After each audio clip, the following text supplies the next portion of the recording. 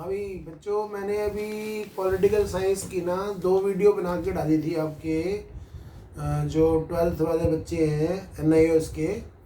तो उनके लिए मैं आज एक और वीडियो डाल रहा हूँ। अब उस पर पिछले क्वेश्चनों में हम 15-20 क्वेश्चन डिस्कस कर चुके हैं।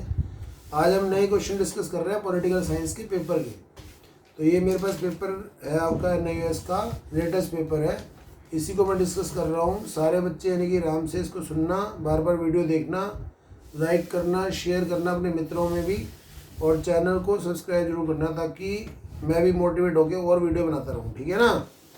इस तरह देखो, एक क्वेश्चन पूछा हुआ है कि वित्तीय संकट की घोषणा किस आधार पर की जाती है। स्पष्ट कीजिए कि इस प्रकार के संकट की घोषणा में किन 3 प्रभावों का वर्णन भी करो। तो वित्तीय संकट की घोषणा कब की जाती है बताओ हमारे देश के अंदर।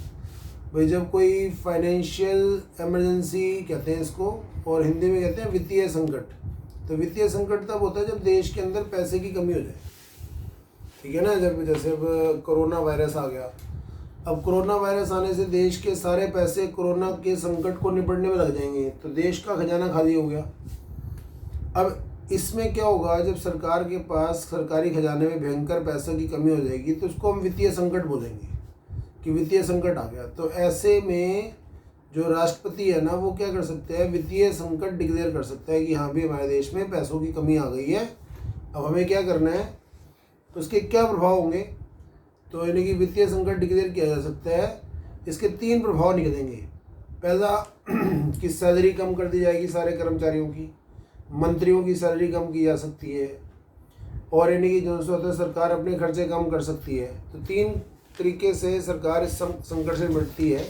जैसे सरकार ने 2021 तक, जून 2021 तक सबका dearness allowance, travelling allowance cancel कर दिया, ठीक है। अब किसी को नहीं मिलेगा 2021 तक सरकारी कर्मचारियों को। तो ये देखो, सरकार ऐसे पैसे बचाती है। फिर वित्तीय संकट जब आ जाता है तो सरकारी कर्मचारियों की सैलरी कम हो जाएगी, सरकारी खर्चे कम कर देगी सरकार, और यानी कि जो होता है मंत्रियों की सैलरी कम की जा सकती है। मंत्रियों की सैलरी 30% कम कर दी। तो ये चीज़ें जो से क्या है, वित्तीय संकट बोलते हैं। अच्छा, नेक्स्ट क्वेश्चन है कि भारत के संघीय ढांचे की प्रकृति की किन्हीं 4 बिंदुओं में व्याख्या कीजिए। कि भारत में संघीय ढांचा है। संघ क्या होता है, भारत ना राज्यों का संघ है। बड़े सारे राज्य मिलकर एक भारत का निर्माण करते हैं। जैसे हमारे देश में 29 राज्य थे, अब 28 रह गए हैं।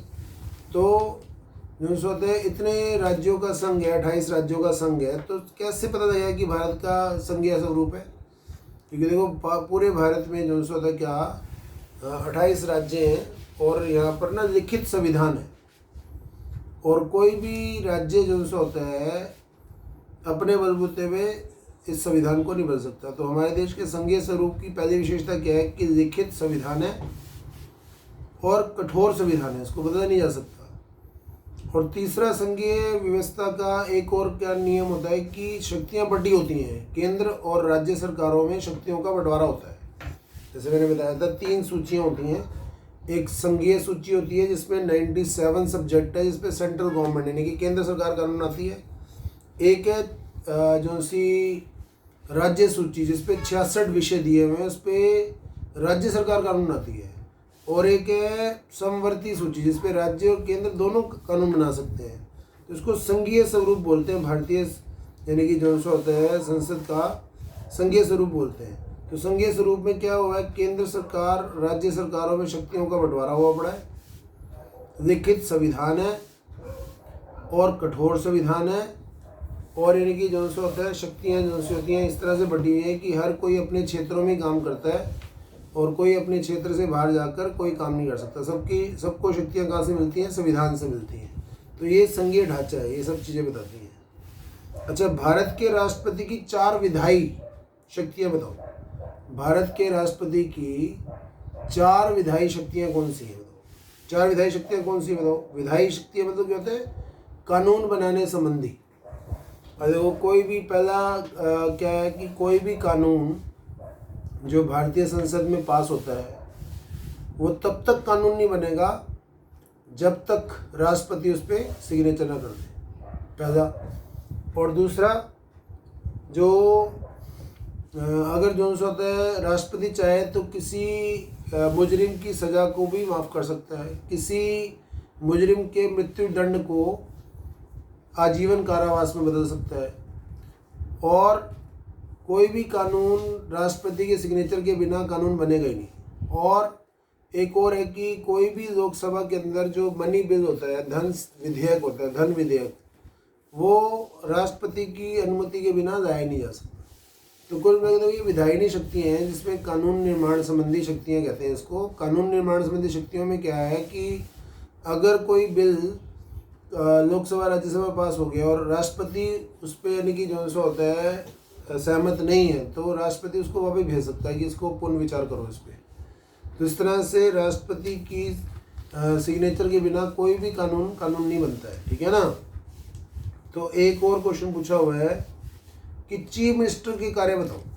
चीफ मिनिस्टर क्या करता है बताओ। देश का तो प्रधानमंत्री होता है, ऐसे एक राज्य का चीफ मिनिस्टर होता है, मुख्यमंत्री जिसे कहते हैं। जैसे दिल्ली का मुख्यमंत्री आपका केजरीवाल है, तो केजरीवाल की क्या शक्तियाँ बताओ, क्या चीफ मिनिस्टर क्या क्या कर सकते हैं।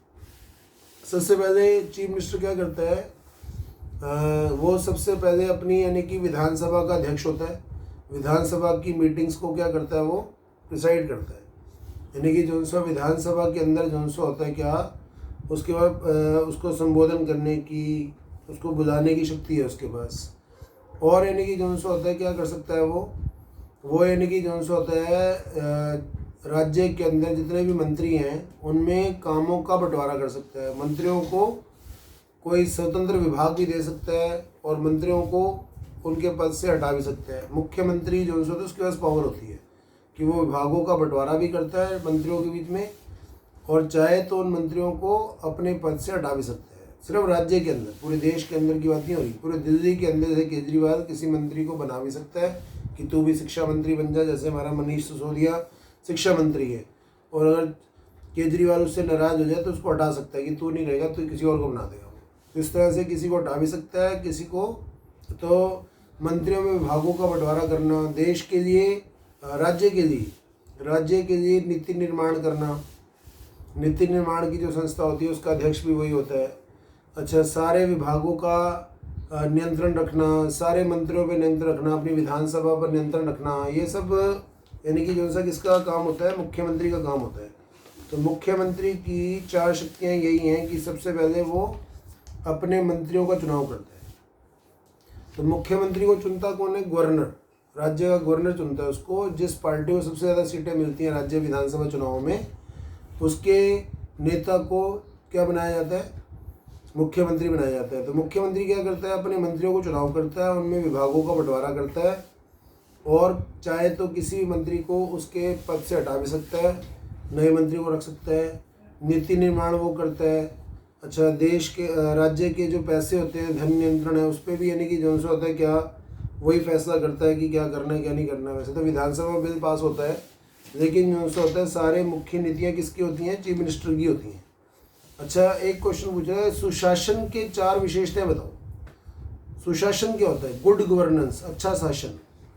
अच्छा शासन वो होता है जहाँ पर भ्रष्टाचार ना हो, और जहाँ आम जनता का, आम नागरिकों को सारे अधिकार मिलें, और यानी कि जो सा होता है सभी वस्तुएं जो सी होती हैं अच्छे कम कीमतों पर उपलब्ध हो, लोगों को चीज़ों की, वस्तुओं की कमी ना हो। खाने पीने, जैसे आज नॉर्थ कोरिया का आया हुआ था कि नॉर्थ कोरिया का जो तानाशाह राजा होते हैं वो इतने ख़राब है कि वो अपनी फेस्टिविटी में मस्त रहते हैं, और आम जनता आए दिन यानी कि जो सा खाने पीने की चीज़ों की कमी से जूझती रहती है। अखबार में आया हुआ है।